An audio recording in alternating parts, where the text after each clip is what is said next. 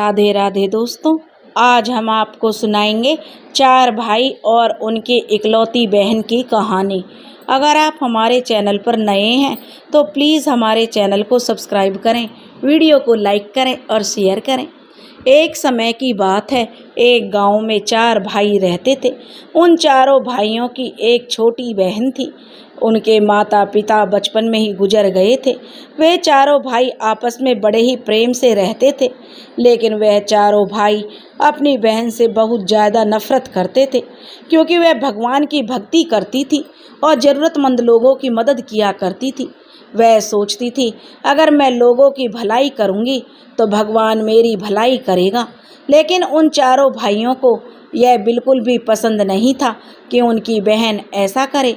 वो नहीं चाहते थे कि उनकी बहन दूसरे लोगों की मदद करे, इसलिए वह चारों भाई अपनी बहन से बहुत नफरत करते थे। एक दिन बहन पानी लेने के लिए कुएं पर गई।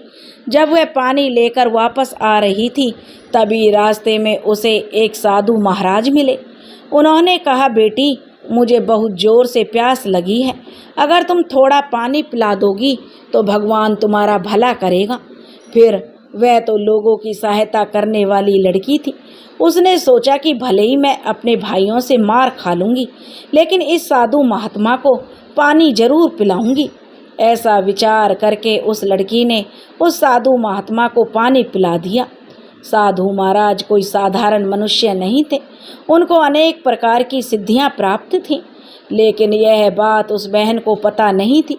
साधु महाराज ने कहा, बेटी, शायद तुम्हारे मटके का पानी कम हो गया है, अब तुम इसे कैसे लेकर जाओगी? तो बहन ने कहा, महाराज, मैं फिर से भर कर लाऊंगी, कोई बात नहीं। साधु महाराज ने कहा, नहीं बेटी, तुम अब इतना ही पानी ले जाओ, लेकिन हाँ, एक बात है, तुम्हारा समय जो मैंने इतना व्यर्थ में बर्बाद कर दिया, मुझे सब कुछ पता है। तुम लेट हो गई हो। अगर तुम अपने भाइयों से पहले घर नहीं पहुंची तो तुम्हें अपने भाइयों से मार खानी पड़ेगी। बेटी, साधु महात्मा कहने लगे, मेरे पास तुम्हारे लिए एक चीज़ है। लो, यह टोपी सिर पर रख लो।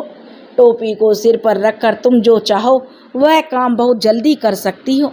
और अब यह टोपी को जैसे ही सिर पर रखती है लड़की, तो उसे ऐसे लगता है जैसे वह उड़ती हुई बहुत जल्दी अपने घर को चली आई। जब तक उसके भाई नहीं आए थे, और वह बहुत खुश हो जाती है कि भगवान का लाख लाख शुक्र है उस साधु महाराज का, जो उन्होंने मुझे टोपी देकर मेरे भाइयों की मार से मुझे बचा लिया। फिर वह टोपी को एक तरफ रख देती है। फिर जब उसके भाई घर आ जाते हैं कि शाम को वह अपने भाइयों के लिए खाना बनाती है, तो उसके भाई कहते हैं, तुम दिन भर घर पर ही रहती हो, फिर भी तुम ढंग से खाना नहीं बना सकती। वह कितना भी अच्छा खाना क्यों नहीं बना लेती, लेकिन उसके भाई उसके खाने की कभी तारीफ नहीं करते थे। हर वक्त यही कहते थे, अरे कैसा खाना बनाती हो, ऐसा खाना तो जानवर भी नहीं खाते। बेचारी अगर दो चार शब्द बोल भी देती तो बड़ा भाई उसे मारने लग जाता। इस वजह से वह कभी भाइयों से जुबान नहीं लड़ा सकती थी। बेचारी हमेशा डरी डरी रहती थी और सोचती, पता नहीं मैंने अपने भाइयों का क्या बिगाड़ा है, जिसकी वजह से मेरे सारे भाई मुझसे इतनी नफरत करते हैं। क्योंकि उसे पता ही नहीं था आखिर ऐसी कौन सी वजह थी। फिर अगले दिन उसके भाई काम पर जाने लगे और उस लड़की ने उनके लिए नाश्ता तैयार करना था, लेकिन उसने जब सुबह उठकर देखा तो उसे कोई सामान ही नहीं मिला। अब वह बड़ी परेशान हो गई कि भाई जो जाने वाले हैं काम पर और नाश्ते के लिए कोई सामान नहीं है। अब उसकी समझ में कुछ नहीं आता कि आखिर करूं तो क्या करूं। जब सुबह उसके भाई नाश्ते पर बैठते हैं तो उन्हें नाश्ता नहीं मिलता। वह बेचारी कहती है, जब घर में कुछ है ही नहीं तो मैं नाश्ता कहाँ से तैयार करती। बस इसी बात पर तुरंत चारों भाई उस पर गरज पड़ते हैं और कहते हैं, अरे तुम खा जाती हो, घर में बैठी बैठी सब कुछ खा लेती हो, हम लोग इतना कमा कर लाते हैं, वह सब कहाँ जाता है। यह कहकर चारों भाई अपने काम पर चले जाते हैं। फिर शाम को उस बेचारी को बड़ी ही चिंता सताती है कि शाम को क्या क्या होगा, भाई सामान लाएंगे कि नहीं लाएंगे। लेकिन दिन के समय में जब वह बैठी थी तो बैठे बैठे उसे साधु महाराज के बारे में सोच रही थी। तब उसे बैठे बैठे ही नींद आ गई और जैसे ही उसे नींद आती है तो वह अपने सपने में साधु महात्मा को देखती है और साधु महात्मा कहते हैं कि बेटी, तुम्हें किस चीज़ की चिंता है, तुम्हें क्या परेशानी है? जो तुम्हें टोपी दी गई है वह मेरी तरफ से नहीं बल्कि भगवान की तरफ से तुम्हारी सहायता करने के लिए दी गई है। उससे तुम जो भी कहोगी वह सब कुछ आसानी से हो जाएगा।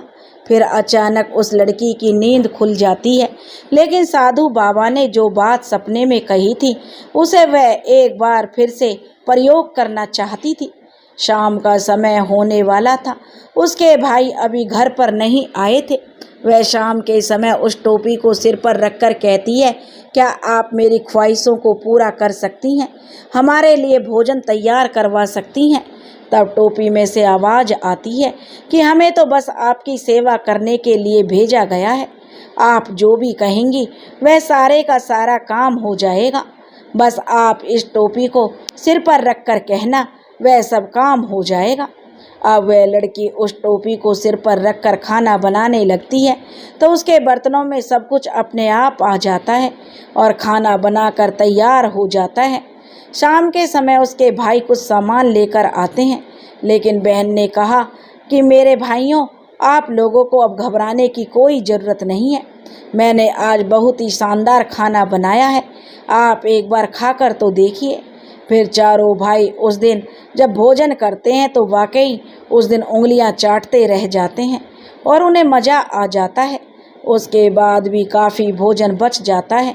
अब वह लड़की उस भोजन को अड़ोस पड़ोस के लोगों को खिला देती है, लेकिन उसके भाई एक बार भी यह नहीं सोचते आखिर इतना सारा भोजन आया तो आया कहाँ से। अब घर में सब कुछ था ही नहीं तो बस उन लोगों को तो खाने से मतलब था, खाकर सो गए। फिर अगले दिन सुबह वह लड़की उस टोपी के पास जाती है और कहती है, इस बार भी क्या आप हमारे लिए नाश्ता तैयार कर सकती हो? फिर टोपी में से आवाज़ आती है, अरे हमें तो बस आपकी सेवा के लिए ही भेजा गया है। आप जो कहेंगी सारा का सारा काम हो जाएगा। बस टोपी सिर पर रख लेना और नाश्ता तैयार हो जाएगा। भाई अभी सोकर भी उठे नहीं थे, लेकिन नाश्ते की सुगंध से उनकी नींद खुल गई थी। वो कहते हैं, अरे बहन, तुम क्या बना रही हो? बहन ने कहा, भैया नाश्ता बनाया है। और जब उसने नाश्ता परोसा तो चारों भाई उंगलियां चाटते रह गए। अब तो चारों के चारों भाई नाश्ते की तारीफ करना शुरू कर देते हैं। बहन, आज तक तो तुमने कभी ऐसा भोजन नहीं बनाया, लेकिन ऐसा क्या हुआ जो तुम इतना स्वादिष्ट भोजन बना रही हो? तब उन चारों भाइयों की बहन कहती है, नहीं भैया, बस ऐसे ही जो कुछ था घर में सामान उसी को मिलाकर मैंने जो नाश्ता बना दिया। उसके बाद अगर भोजन बच जाता तो वह लड़की अड़ोस पड़ोस में बांट दिया करती। इस प्रकार से उनके दिन अब अच्छे से गुजरने लगे। अब वह लड़की बहुत खुश भी थी, क्योंकि अब भाई चले जाते थे तो वह भगवान की आराधना में लग जाती थी। जब कुछ दिन बीत जाते हैं तो चारों भाइयों में जो सबसे छोटा भाई था वह बड़ा ही खुरापाती दिमाग का था। उसके दिमाग में विचार आता है, आखिर आज तक मेरी बहन ने कभी भी इतना स्वादिष्ट भोजन नहीं बनाया। आखिर यह कुछ दिनों से स्वादिष्ट भोजन बना रही है तो कैसे बना रही है? कहीं कुछ गलत काम तो नहीं करती जिसकी वजह से इसके पास पैसे आ जाते हैं। हम तो बहुत दिनों से घर में कुछ भी सामान नहीं लेकर गए हैं, फिर भी वह भोजन बनाती है तो कैसे? मेरी बहन अवश्य कुछ गलत काम करती है। अब अगर कुछ पता चल गया तो मैं इसे मारकर फेंक दूंगा। फिर वह भाई उस दिन काम पर नहीं जाता और घर में छुपकर बैठ जाता है और इंतजार करने लगता है कि मेरी बहन कब घर से बाहर जाएगी। लेकिन उसकी बहन तो घर से बाहर जाती ही नहीं है। वह घर के अंदर छुपा हुआ इंतजार करता है कि मेरी बहन कब निकलेगी घर से, लेकिन बहन को घर से बाहर जाने की ज़रूरत ही नहीं थी। फिर वह भाई रसोई में जाकर देखता है तो वहाँ पर खाना तैयार कर रही थी उसकी बहन। वहाँ पर बर्तन तो साफ करके रखे हुए थे, लेकिन वह सोचता है खाने के लिए घर पर कुछ नहीं है, सब डिब्बे खाली हैं। फिर भोजन कैसे बनाएगी। तो वह देखता है कि उसकी बहन टोपी के पास जाती है और भोजन बनाने के लिए कहती है। फिर टोपी सिर के ऊपर रख लेती है और भोजन बनाने के लिए बैठ जाती है। कुछ ही देर में सारा भोजन तैयार हो जाता है। बस वह समझ जाता है सारे का सारा खेल इस टोपी के अंदर है। यह तो बस इस टोपी का ही कमाल है। किसी भी तरीके से यह टोपी अगर हम लोगों के हाथ लग जाए तो बस इसका तो खेल ख़त्म कर देंगे। फिर हम लोग जो चाहेंगे वही करेंगे। फिर वह भागकर अपने बड़े भाइयों के पास जाता है और कहता है अपने भाइयों से, अपनी बहन के पास तो भाई ऐसी जादुई टोपी है जिसे सर पर रखो चाहे वह काम कर सकती है। बस अगर वह टोपी हम लोगों को मिल जाए तो सब कुछ अपना हो जाएगा। अब तो वह बड़े ही परेशान हो गए कि आखिर वह टोपी हमें कैसे मिलेगी। फिर वह चारों भाई घर पर आते हैं और अपनी बहन को डांटना शुरू कर देते हैं और कहते हैं तुम्हारे पास जो टोपी है उसे लाकर हमें दो। वह बहन उन भाइयों को लेकर जब टोपी खोजने के लिए जाती है तो वह टोपी वहाँ पर नहीं मिलती है। चारों भाई घर में टोपी खोजने लग जाते हैं लेकिन उनको टोपी नहीं मिलती। वह कहती है भैया मैंने टोपी यहीं पर रखी थी, लेकिन चारों के चारों भाई उसकी बात को कहाँ मानने वाले थे। वह कहने लगे तुम झूठ बोल रही हो। फिर चारों भाई बड़े ही चिंतित हो जाते हैं।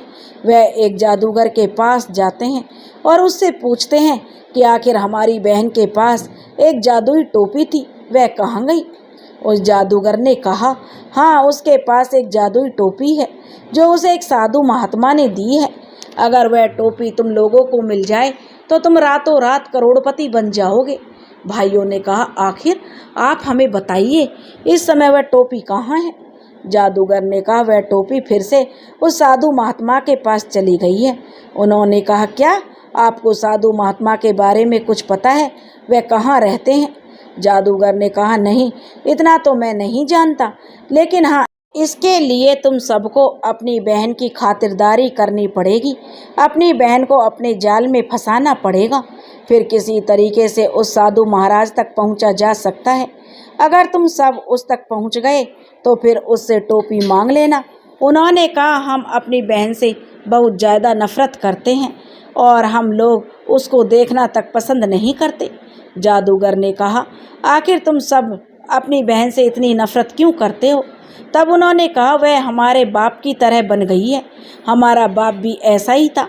अपने पास भले ही खाने के लिए कुछ ना रहे लेकिन वह लोगों पर लुटा देता था और लोगों को लुटाते लुटाते एक दिन वह दुनिया छोड़कर चला गया। और हमारी बहन भी ठीक वैसी ही निकली। वह भगवान की पूजा पाठ करती है और बना बनाया खाना अड़ोस पड़ोस के लोगों को खिला देती है, लेकिन हम भगवान को नहीं मानते हैं। जादूगर ने कहा कि हाँ जैसा भी हो, लेकिन अगर तुम्हें वह टोपी चाहिए तो अपनी बहन को तो मनाना ही पड़ेगा और अपनी बहन की बातों को भी मानना ही पड़ेगा। तब वह तुम्हें उस साधु महात्मा के पास ले जाएगी और तुम्हें टोपी मिल जाएगी। चारों भाई जादूगर की बात सुनकर घर पर आते हैं और अपनी बहन को बुलाते हैं और प्यार से कहते हैं देखो बहन, आज तक हमने कभी भी तुमसे प्रेम से बात नहीं की, लेकिन आज हमारी आंखें खुल गई हैं। हमने हमेशा तुम्हारा अपमान किया है, लेकिन आज के बाद हम चारों के चारों भाई तुम्हारे अंगरक्षक बनेंगे। जब तुम पानी लेने जाओगी तो तुम्हारे साथ एक भाई जाएगा तुम्हारी रक्षा करने के लिए। बहन कहती है भैया आज तक तो आप लोग ऐसे नहीं थे, अचानक ये आप लोग इतना कैसे बदल गए। उन्होंने कहा हम लोगों की जो गलती हुई थी बहन, उसका आभास हमें हो गया है, लेकिन वे लोग जल्दी अपने दिल पर पत्थर रखकर इन बातों को बोल रहे थे क्योंकि वे अपनी बहन से अंदर ही अंदर बहुत नफरत करते थे। बहन को समझ नहीं आ रहा था कि मेरे भाई चाल चल रहे हैं, लेकिन जैसे ही भी हो बहन बहुत ही भोली भाली थी। वह अपने भाइयों की बात मान जाती है और वह उस दिन से अपनी बहन की बहुत ही खातिरदारी करते हैं। वह जो भी कहती वही काम भाई कर देते। जब वह पानी लेने जाती तो छोटा वाला भाई उसके साथ जाता और उसके साथ आता ताकि बहन उनकी बातों में आ जाए। फिर एक दिन बहन कहती है भैया जब आप लोग मान ही गए हैं तो मेरी एक बात को और मान लोगे तो मुझे बहुत खुशी होगी। तब चारों भाइयों ने कहा, हम तुम्हारी हर बात मान लेंगे, तुम जो भी करना चाहती हो कर लो। बहन ने कहा, इस खुशी में मैं पूरे गांव वालों और आसपास के जितने भी साधु संत हैं उन सब लोगों को एक बार भोजन कराना चाहती हूँ।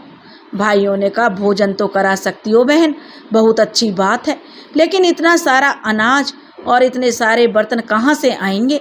तो उस लड़की ने कहा, भैया आप उसकी चिंता मत करो, बस आप हाँ कर दीजिए, बाकी की व्यवस्था हो जाएगी। चारों भाई समझ जाते हैं कि अब वह टोपी को लेने के लिए साधु महात्मा के पास जाएगी। फिर वही हुआ, वह टोपी लेने के लिए साधु महात्मा के पास जंगल में जाती है, लेकिन पीछे से छोटा भाई चुपके से उसके साथ हो जाता है और वह जाकर वह लड़की उस साधु महाराज को खूब आवाज़ लगाती है, लेकिन वहाँ कोई भी नहीं आता। तो वह लड़की निराश होकर वापस लौट रही थी, तब रास्ते में चारों भाई मिल जाते हैं और कहते हैं, बहन तुम उस साधु महात्मा के पास गई थी ना, क्या तुमको टोपी मिली? बहन ने कहा, नहीं भैया, टोपी भी नहीं मिली और वह साधु महाराज भी नहीं मिले। अब मैं खाना कैसे बनाऊंगी, मुझे कुछ समझ नहीं आ रहा। लेकिन जब वह अपने घर पहुंचती है तो देखती है कि वहाँ पर बड़े बड़े बर्तनों में अनेक प्रकार की मिठाइयाँ रखी हुई थीं। इतना सारा भोजन देखकर वह लड़की खुश हो जाती है और भगवान को धन्यवाद देती है। फिर वह पूरे गांव वालों को और आसपास के साधु संतों को भोजन कराती है। फिर अगले ही दिन बड़ा भाई अपनी बहन को बुरी तरह से पीटने लगता है और कहता है कि तुम मुझे टोपी ला कर के दो, वरना मैं तुम्हें जान से मार दूंगा। यह कहकर चारों भाई उस जादूगर को पकड़कर ले आते हैं और उसे अपनी बहन के सामने बिठा देते हैं और अपनी बहन से कहते हैं कि चाहे जैसे भी हो उस साधु महात्मा को बुला कर के लाओ। तब वह लड़की कहती है कि वह साधु महात्मा तो जंगल में मिलेंगे। फिर चारों भाई अपनी बहन और उस जादूगर को वहाँ पर ले जाते हैं, लेकिन जब वह वहाँ पर जाते हैं तो रास्ते में उस लड़की को एक घोड़ा नज़र आता है और जब उस घोड़े को वह नज़र आती है तो वह उस घोड़े के पास चली जाती है और वह उस घोड़े से बातें करने लगती है।